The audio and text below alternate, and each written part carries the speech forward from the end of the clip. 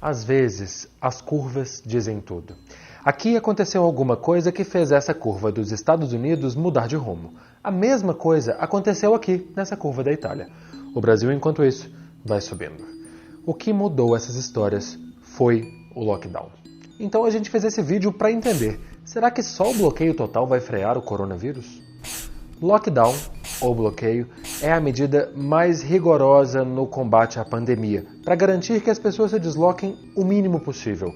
São Luís do Maranhão e Niterói, no Rio de Janeiro, foram algumas das cidades que decretaram o confinamento total para tentar diminuir números de casos. Pernambuco, por exemplo, foi um dos primeiros estados do Brasil a adotar o lockdown, depois da confirmação de 13 mil casos de Covid-19 e mais de 1.000 mortes. Nós sabemos que não é fácil, não é simples para nenhum prefeito, nenhum governador tomar essa decisão.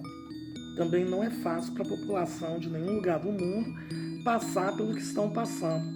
Cidades dos Estados Unidos, como Nova York, e do Reino Unido, como Londres, adotaram o confinamento em maior ou menor grau para poder atenuar a curva de contaminação. A Itália fez isso para a nação inteira.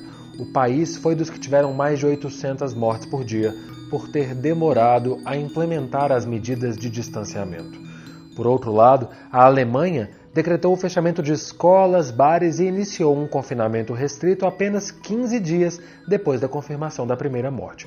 Com isso, o pico de mortes diárias foi de 254 pessoas. Os países que adotaram medidas muito restritivas tiveram sucesso e estão tendo sucesso na contenção da doença. Dois exemplos são a Costa Rica e a Nova Zelândia, onde o número de casos é baixo, o número de mortes também é baixo devido à restrição de circulação das pessoas. Obrigatoriedade de ficar em casa. São medidas realmente de lockdown, fechamento de fronteiras, que causaram prejuízos econômicos, mas houve a contenção da velocidade de transmissão do vírus. O objetivo do lockdown é reduzir a taxa de transmissão do vírus. Os cientistas chamam esse indicador de R. Por exemplo, no Brasil, essa taxa estava no meio de maio em 2,81. Significa, em média, cada pessoa com Covid-19 passa a doença para outras 3. O ideal é deixar o R de reprodução menor que 1. De acordo com os especialistas do Imperial College de Londres, tem duas formas de reduzir o R. A mitigação, em que há o isolamento de casos suspeitos e de suas famílias, além do isolamento de pessoas mais velhas e dos grupos de risco.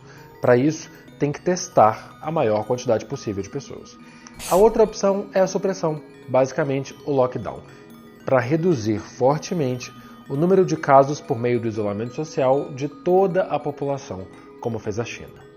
Alguns países que também adotaram a supressão foram a Itália e a Espanha. Nesses países europeus, os cidadãos só podiam sair para supermercado e farmácias, além de consultas médicas. Esse estudo do Imperial College de Londres ainda afirma que esse método reduz a necessidade de cuidados intensivos depois de 3 semanas de isolamento social intenso. No caso dos Estados Unidos, a decretação de lockdown não foi para o país todo como ocorreu na Itália e na Espanha. Os estados tomaram as decisões de forma individual, sendo que a Califórnia e Nova York foram os que restringiram mais duramente a circulação dos moradores, justamente por causa da alta incidência de casos de coronavírus. Apesar de o país ser considerado o epicentro nas Américas de casos de Covid-19, os dados parecem mostrar uma lenta diminuição.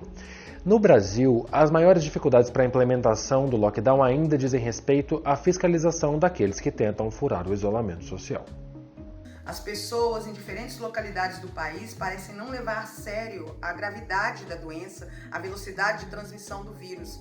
Então, a grande dificuldade em implementar medidas de lockdown vai ser a fiscalização de comércio, das pessoas, dada a grande variabilidade de necessidades, e combater a desinformação, combater a ideia errada que se tem de que o distanciamento não funciona e de que as pessoas podem circular livremente pelas cidades, pelos municípios, com o vírus em circulação. Além disso, especialistas reforçam que a falta de um discurso coerente entre as autoridades de nível federal, estadual e municipal dificulta a adesão da população às medidas de distanciamento social. A gente ainda não tem um plano nacional que deveria ser conduzido pelo Ministério da Saúde com apoio restrito do governo federal. muita polêmica, muita politização e pouca ação realística em torno de saúde pública de fato. Este é o Pra Entender, o canal de vídeos explicativos do Jornal Estado de Minas. Para mais vídeos como este, acesse o canal em.com.br/praentender. Fique bem e até a próxima semana.